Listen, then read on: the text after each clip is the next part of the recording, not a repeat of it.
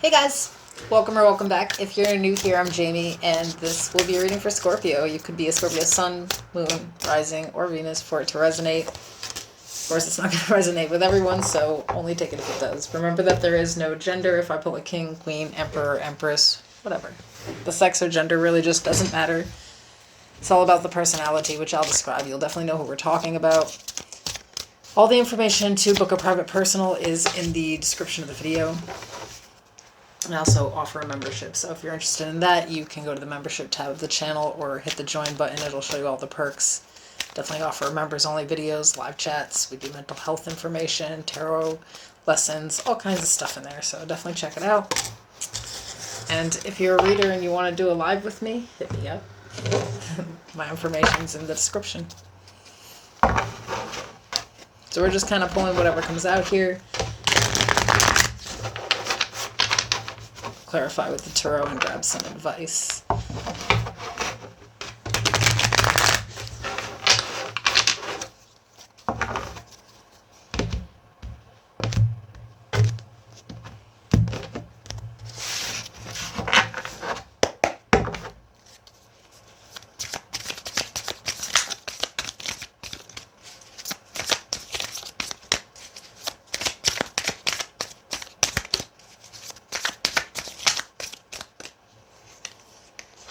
So the overall energy is the Knight of Swords.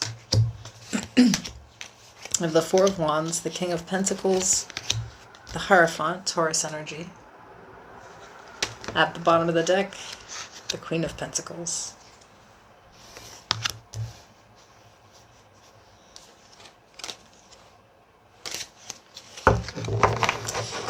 I do also have here the Five of Wands, the Magician, and the Eight of Cups. The Ten of Swords. So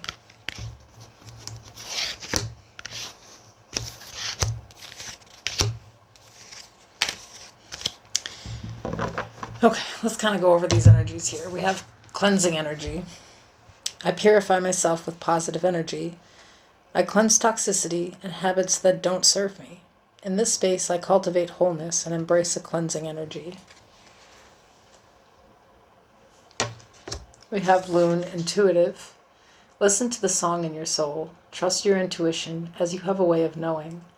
Emerge from the busy life and seek more solitude.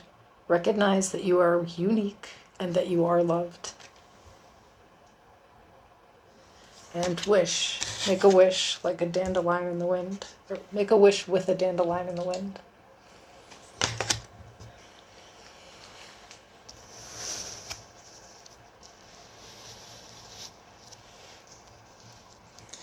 I kind of have like this situation here. Some of you are like, legally married to a person, or you're just like in this long-term relationship where you live with a person.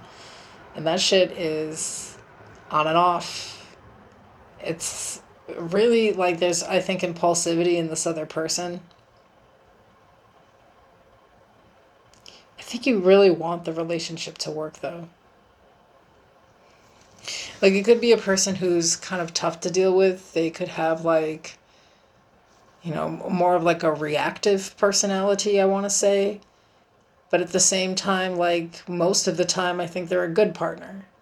Like, the relationship, for the most part, is really stable. I think that there's, like, a nice home involved. I think both people, they play their part well. But I feel like they're kind of looking in opposite directions. Yeah.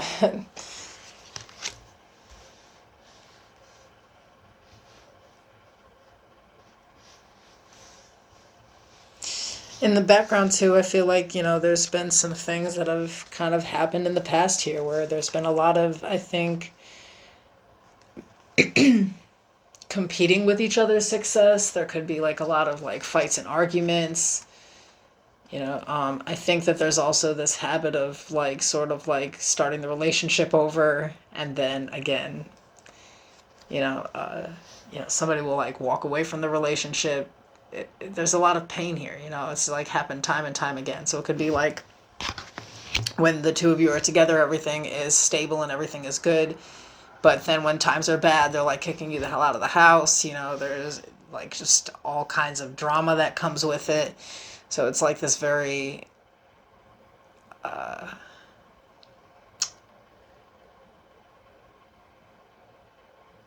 yeah, sometimes toxic relationship. I feel like it's so dual. And that's kind of the problem here. You just kind of wish things would be in a more stable place where, like, the two of you could really just not have all this extra riffraff. Like, when the times are good, they're like that idealized version of the relationship. But when things are bad, I think they're fucking awful.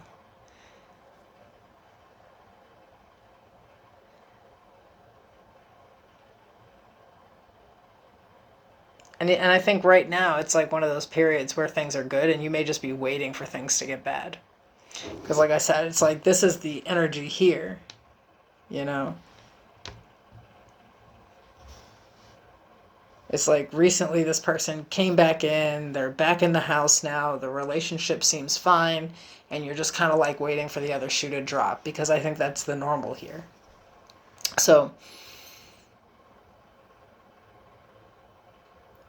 what's interesting for me here is that I think that you're the one who really tries to like cultivate the positivity. Like you may even kind of like walk on eggshells from time to time because you're not really, like I said, I think this is a very reactive person where, like, if you say the wrong thing, it could result really in like being abandoned.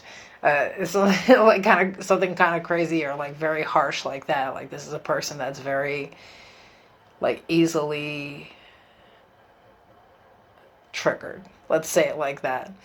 So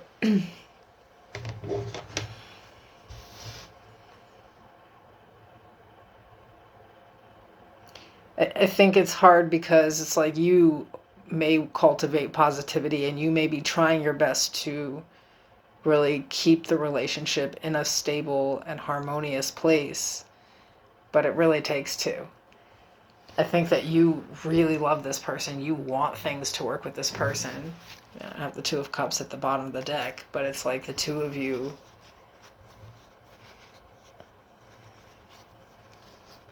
While I think that it's love, I think that it's also like a lot of like mirrored energy, where like the two of you might sometimes bring out like the best in each other, but other times literally the opposite, the absolute worst. So it's one of those. So what's the advice here moving forward?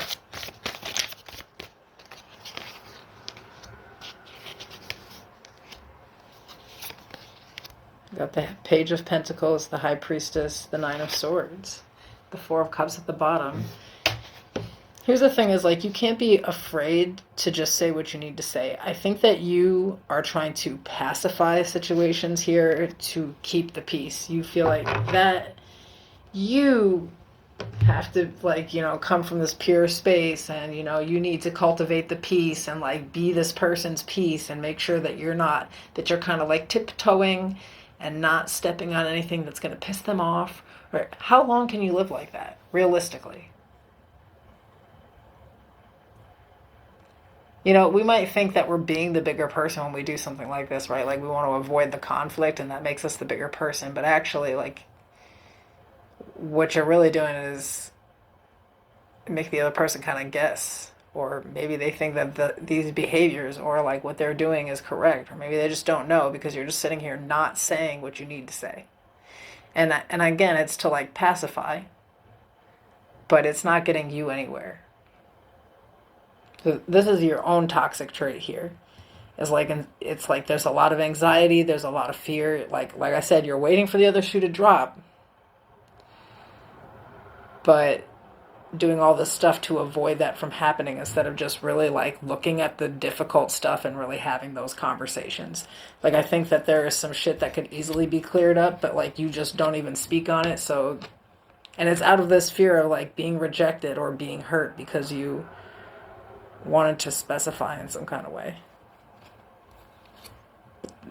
But at the same time, I think that that's actually going to be a huge fault in the relationship. You can't just hope for things to get better and there's no real changes being made from either side. I think this is the type of situation where in order to keep the peace, you're going to have to actually resolve some issues that are in the relationship. You can't just sweep them under the rug and hope things get better. It really has to be like verbally and emotionally resolved. Okay, I hope this was helpful to someone. I'll see you guys soon.